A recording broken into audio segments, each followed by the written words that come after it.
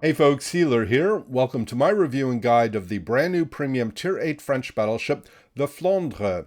She will be on sale very soon in the premium shop and in the armory with bundles starting at 12,800 doubloons. I want to thank Wargaming for providing the ship to me at no cost for this review. I'm also very pleased to announce that I will be giving away a Flandre, courtesy of Wargaming, to one lucky winner. To get in on this giveaway, place a comment below on this video with IGN, your in-game name, and the server you play on. Deadline to enter is Sunday, April 19th at 23:59 UTC. Please make sure to use the label IGN in your comment, otherwise the search algorithm will not recognize your comment as a valid entry. I want to wish good luck to all participants. So, coming to the review, I'll start with a too long didn't read condensed summary, followed by some gameplay, and I'll talk about her playstyle. I'll then go to port and talk about the Flandre specifications, my build, and I'll offer some final thoughts about the ship. Finally, you can find the post-match results for this game at the end of the video. As usual, I've left an index for this video in the description below, so you can jump around or rewatch sections as you'd like. I also want to offer advanced apologies to native French speakers, as I'm trying my best to pronounce Flandre correctly, having consulted with a native French speaker. Okay, so the too long didn't read condensed summary is that the Flandre is based on the Alsace with 9 380mm rifles and 3 turrets, a 20-kilometer main battery firing range, a large health pool, very good AA for her tier, and very good maximum speed of 33.5 knots. She also has better accuracy than the Alsace with a 1.8 Sigma. The Flandre carries a very similar secondary battery complement as the Alsace, for those of you who like running secondary builds on your French battleships. However, she has a very limited selection of consumables, mounting only damage control and repair party, and she receives a base of only 3 repair party charges, which can be increased to 4 charges with the emergency repair expert skill. Now, as for playstyle, the Flandre operates and handles very similarly to the upper-tier tech tree French battleships like the Richelieu, the Alsace, and the République. In my experience, she works well as a mid-range battleship. Players who want to use her more as a long-range artillery battleship will find the 1.8 Sigma an issue unless you take the Deadeye skill, which I'll talk more about later. Like other French battleships, the armor penetration on her AP shells is very good for the caliber, but being at 380mm, the AP shells will simply ricochet against 32mm battleship surfaces and against well-angled 27mm armor that many upper-tier cruisers carry. She has good main battery firing angles, which allows her to push in or kite away as conditions require, and she has very good internal armor that reduces the chances of her taking citadel hits. However, also like other upper-tier French battleships, the armor is not quite as strong as the Germans. She can experience multiple citadel hits in close drive-by situations. The Flandre is covered in 32mm plating, which makes her very vulnerable to HE spam from heavy cruisers and from upper-tier light cruisers with IFHE. In general, players comfortable with the playstyle of the upper-tier French battleships should find the Flandre very enjoyable, with the main concern being the limited selection of consumables. Now, during my testing, I experimented with 2 main builds, one that used Deadeye and one that did not. Deadeye does significantly improve the accuracy of the main battery to be reliable over her entire 20-kilometer firing range. However, taking Deadeye requires trading off another level 4 commander skill, like Concealment Expert, Fire Prevention Expert, or Emergency Repair Expert. Now, given the limited number of repair party charges, in my experience, Emergency Repair Expert is borderline mandatory to get that extra repair party charge. Now, giving up Concealment Expert negatively impacts the operational area for Deadeye, and fire prevention is widely considered key for battleship survivability and endurance. The bottom line is that I felt most comfortable with a build that did not use Deadeye and instead focused on a full tank concealment build that used Emergency Repair Expert, Concealment Expert, and Fire Prevention Expert. I will note that I did not experiment with a secondary build because, in general, my personal experience of secondary builds on French battleships has not been very positive. However, players who are comfortable with secondary builds on the Alsace should be satisfied with the Flandre's secondary battery performance. All right, so let's talk about this match. This was not my highest damage game in the Flandre, but it was tactically the most interesting and closest match I had while playing her leading up to the review. So this is a Tier 8 domination battle on two brothers with Tier 8 carriers in play. You'll notice a division trio of opponents that have sailed south through the Central Channel and have gotten into the Charlie Cap. This includes a Cossack, an Albemarle, and a Prince Eugen. They have very quickly finished off two of our allies and have placed our team that's on the west flank into a crossfire. So my role as the lead battleship on the east flank is to push through this side as quickly as we can, get over to the Bravo Cap, look to take Bravo, and then decide which way we're going to go, whether it's we're going to head south ourselves through the channel back toward Charlie, or we follow on through to the Alpha Cap. I do want to give a shout out to two allies that were instrumental in how this game turns out. That includes the Leberecht Maas and the Admiral Hipper. They are both to my south here and are going to follow me through on this flank over to the Bravo Cap. I do want to get this Andrea Doria down that's in the Bravo Cap as quickly as I can. There is an AFK Bayern to our north, although I really don't want to focus him. As tempting as it sometimes is to be shooting at inactive ships to try to win games, it's usually most important to focus on the ships that are actually doing things to cause damage, take caps, and so on. So my urgency here again is going to be getting over to the Bravo Cap. The carrier is dropping me here. The Flandre does have very good AA for her tier. And so I will shoot down quite a few planes in this game. And I generally was very satisfied with the AA performance against Tier 6 and Tier 8 carriers. Tier 10 carriers obviously are going to have a little easier time dropping the Flandre, but otherwise, like I said, I've been very satisfied with the performance of her AA. Well, I guess I am going to fire my back gun here on the Bayern, but the Bayern has now gotten into the game. So I am going to rotate my forward turrets also over here, as it looks like he's rotating to try to get his guns onto me, or maybe the Hipper. The Moss has dropped into smoke and he sent torpedoes on the Bayern. Hopefully he anticipated sending forward enough or send in advance to anticipate the Bayern's turn. Going to be able to fire here my forward guns here in just a moment. See how much damage I'm going to get on him. But it looks like the Moss is going to get the torpedoes. Yes, I'm going to be able to hold my fire here. That gives the Moss a kill, and we're going to continue to press as we are into the Bravo Cap. I'm not going to be able to take this cap solo because they're simply going to keep focusing me. Both the carrier and the Andrea Doria will be able to fire on me. Going to count on the Moss getting into the cap so I can help, or he can help take the cap. Now, at this point, it's pretty clear that I've decided I'm going to head up north through the Central Channel and try to get back to the Charlie Cap as quickly as it can. I think that's our better choice because that's going to link us up with as many allies as possible than try to split our forces and stay on the north side of Alpha, especially since there's an Akatsuki that has been unaccounted for a while. I don't want to be an easy torpedo target. So the shot out here on the Andrea Doria, who's making inside turn, going to take him out. Look to take this cap and move on south through the Central Channel. Thankfully, the Moss is in the cap.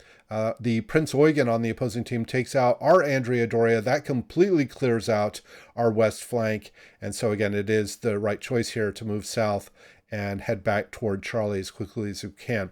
I did drop off detection there from the Akatsuki that has been roaming around north of Alpha. That will help me get this cap without being reset again. And I have called for assistance and the Moss has responded. So, and you can see the Hipper is going to follow us through as well. Our allied Farragut, my guess is he's kind of gone carrier hunting. I don't know. There isn't really a need for him to be way off in the north like that, but he may end up helping us in this game nonetheless. And so we're going to head on south here toward the Charlie Cap. Now, my big threat here is going to be the Bismarck that is in the Alpha Cap. because the timing of me getting out of the channel and him coming through the alpha cap may be good enough that he will have my side when I come out of the channel. So my plan here is have my guns on my starboard side, make a hard turn to port, or as hard as I can, head southeast through Charlie. I may not be able to take the cap, but I don't want to be giving a lot of side to the Bismarck as I'm exiting here. If at all I can avoid it. We also don't know where the Cossack is, and so you notice the Moss, as we were in the channel, did activate his hydro, so he is anticipating torpedoes from the Cossack as well. Cossack is very well concealed destroyer and will have a significant spotting advantage over the Moss. Moss is elected to smoke up here. The Prince Eugen fires on me with AP, gets a pretty good hit on me. I'm going to get a salvo out here. There is the Cossack. That was a slightly, well, a lot of overpens on the Prince Eugen. I didn't necessarily expect getting a Citadel hits here, but I was kind of hoping I would at least get more penetrating hits, but I definitely need to be pulling away here as the Bismarck is clearing the headland, and he's going to have my side. He does get a salvo off, but it looks like he either missed or bounced, and so I don't take any damage from him, but I definitely need to exit here. The Prince Eugen looks like he did take a torpedo from the Moss. I'm going to fire up into the superstructure, and I'm going to be pulling away here. I do want to get the Prince Eugen down as quickly as we can. I'm basically getting focused by everything here, including the carrier. It looks like I'm going to take a couple of torpedoes in the stern. That's going to knock out my steering. I do have a fire. I definitely need to use damage control here and put that out. I do have one repair party charge remaining. The Mosses continue to fire on the Prince Eugen, as the Prince Eugen is very low in health, and with the 1/4 penetration on the Moss's 128mm guns, he should be able to finish off the Prince Eugen, which he does. There is the Cossack. And so now the urgency is to get the Cossack down. I don't want to be giving too much side to this Bismarck. It looks like he either bounced or missed again, which definitely helped in my favor. This Cossack is definitely getting beat up pretty hard. He's trying to slow to get into his smoke. The Moss is continuing to fire on him. I get another salvo out, and okay, looks like my dispersion didn't land anything. And the Moss, you can see, is still blind firing into the smoke, and he does take down the Cossack. So that was some terrific gun work by our Moss. Unfortunately, our Hipper, which had followed us through the channel, gets taken out by the Akatsuki. So our Moss is going to be the one that has to go back into the cap to try to get the cap. And I'm basically pulling away here, waiting for my repair party charge to come up before I get turned back around with whatever help I have, or health I have, excuse me. In fact, you can see the Moss is called for help, and I definitely need to get turned around and look to support him. I do get my last repair party charge off. The Bismarck continues to fire on me. There is the Akatsuki. I'm kind of hoping at this point that our Moss is going to be enough of a distraction that the Bismarck may not fire on me again, and will look to fire at the Moss. So that ideally shouldn't be that way. The battleship should be tanking for the team, but I definitely need to get turned around here and help help our Moss. So our Moss does activate hydro. He's held his fire here. I think he's looking to drop into concealment after using his gun systems, and then try to close the distance on the Akatsuki and get some gunfire in while he detects the destroyer with hydro. But the Akatsuki exits his smoke. And between my fire and the Moss took a pretty good hit there. I do get some chip damage on the Akatsuki, but the Moss is a pretty strong gunboat, and it looks like he is going to win this fight with the Akatsuki. But right now, my main urgency is to get back toward the cap, draw the fire for my Moss from the Bismarck, and hope that, in fact, the Moss does get the kill on the Akatsuki. Now I just have to go in and survive as long as I can against this Bismarck. We do have a 2-ship advantage. We do have a material point lead. The Bismarck has exited the Alpha Cap. Our Farragut, which I mentioned a little while ago, has now or is now roaming into the Alpha Cap, so he'll be able to back cap. And our Moss is in the cap, but he's probably going to be pretty close to hydro range from the Bismarck.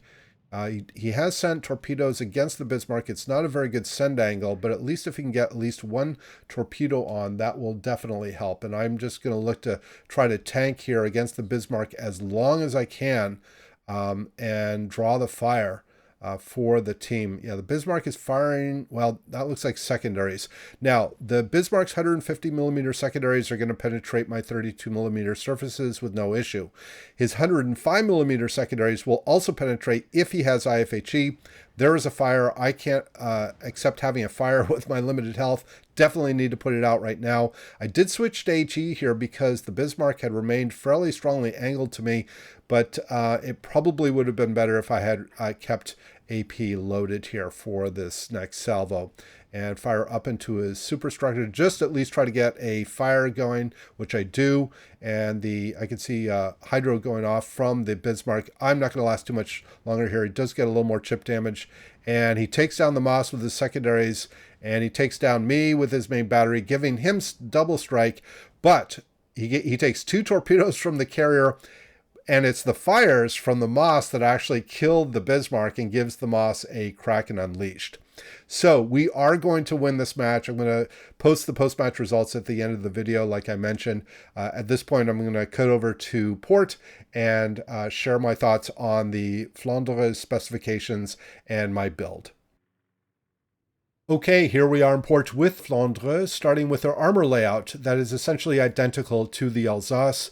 She's covered in 32 millimeter plating, bow, stern, deck, and upper plating. This is all very vulnerable to HE spam from heavy cruisers, upper tier light cruisers of 150 millimeter caliber and larger with IFHE will get through these surfaces. German cruisers do not need IFHE to penetrate 32 millimeters, nor do German destroyers. And most of the German battleship secondaries will also penetrate these surfaces. Even the 105 millimeter secondaries on the Bismarck, Tirpitz, Friedrich der Große, and Pommern, if they have IFHE, will also penetrate the 32 millimeter surfaces. The superstructure is 19 millimeters, that's standard for a battleship at this tier, and the turrets are quite well protected with a 430 millimeter frontal plate.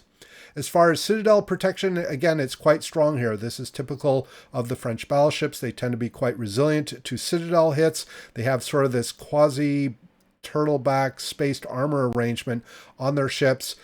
Players familiar with these battleships will be quite comfortable with the armor. The main risk is going to be in a close drive-by situation. If the opposing battleship player knows to fire perpendicular to the main armor belt, they can get through the armor belt and into the citadel with reasonable reliability.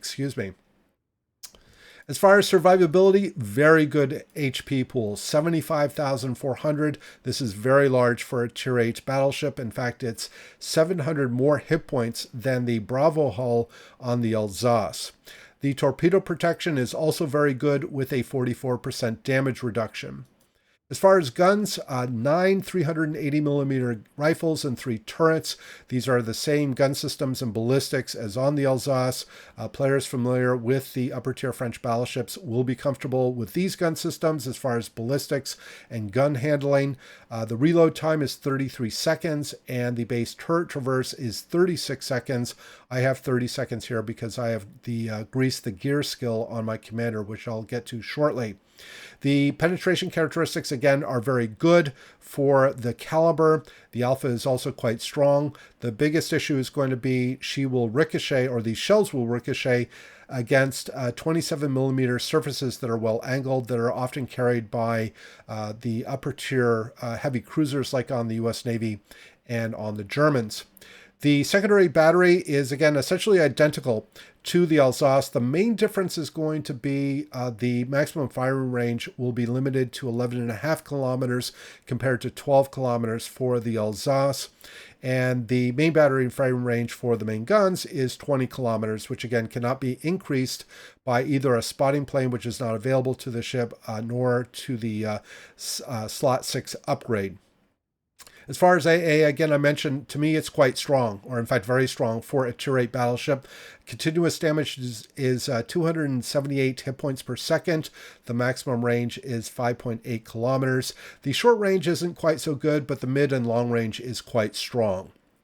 As far as maneuverability, she's quick at 33.5 knots as a base speed. Again, she does not get access to the engine boost consumable, but with this very good base speed, she will be able to move around the map and adjust her position to changing battle conditions quite effectively.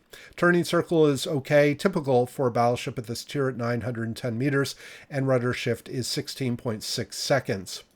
As far as concealment, her best concealment is 12.7 kilometers. That's quite strong for a battleship at tier 8. The detection by air is 9.8 kilometers, and the smoke firing detection, if that's of interest to you, is 14.9 kilometers. Now, getting to my upgrades, I've gone with pretty much a straight tank concealment build. I start with main armaments modification 1 in slot 1 to protect the main battery, followed by damage control systems modification 1 and 2 in slots 2 and 4 to improve survivability and endurance. In slot 3, I have the aiming systems modification upgrade to improve the accuracy of the main battery. And lastly, I take the concealment systems to improve the concealment of the ship. Again, she has only 2 consumables. She has access to damage control and to repair party. And again, she is limited to 3 charges base of the repair party consumable, which can be increased to 4 charges with the emergency repair expert skill. Getting to skills, talking about my commander. Again, I did run this as a pretty much straight up tank concealment build. I did not elect to go with Deadeye, as I mentioned during the gameplay. I start with the gun feeder skill. This allows me to switch between munition types fairly efficiently, and that I found was quite useful, especially when up-tiered and facing a lot of upper tier, better armored and often angled opponents. The AP is going to regularly ricochet, so being able to fire HE can be very useful. I followed that up with Grease the Gears to improve the traverse, and then I take Adrenaline Rush to improve the general combat effectiveness as the ship becomes damaged. And then some combination of these 3 is the next thing I would take. I believe I started with Emergency Repair Expert, followed by Fire Prevention, and lastly Concealment. And then I came back and I picked up Basics of Survivability to reduce the duration of floods and fires, and also reduce or restore the restoration time, of modules when they are knocked out. Getting over to the signals I would use if I would recommend them on the ship, or if you're going to use them on the ship, I would take November Foxtrot to reduce the cooldown on the consumables, Sierra Mike to improve the speed of the ship, India Delta to recover more health when the repair party consumable is used, Juliet Yankee Botus 2 to reduce the duration of flooding, India Yankee to reduce the duration of fires, and lastly, Juliet Charlie to eliminate the chance of detonation. Again, you may or may not want to use these in random battles, but certainly in competitive play, this would be a suitable set of signals. So here are some final thoughts about the Flandre. I really like this ship. I think she works as a very good mid-range battleship. Again, I did not opt to go into a build with Deadeye. I feel like she is going to operate better at mid-range, where there are likely to be opponents within her base detection range anyway. So for players who like battleship play and really like the French battleships, this ship is going to be very comfortable for them and would likely be a good purchase. I want to encourage everyone to get in on the giveaway again. Please post your comments below with IGN, your in-game name, and the server you play on, and I want to wish everybody the best of luck in the giveaway. I hope you enjoyed this review and the commentary. Please let me know your thoughts in the comments below, and as always, we hope to see you out there in the virtual seas, and we wish you happy sailing.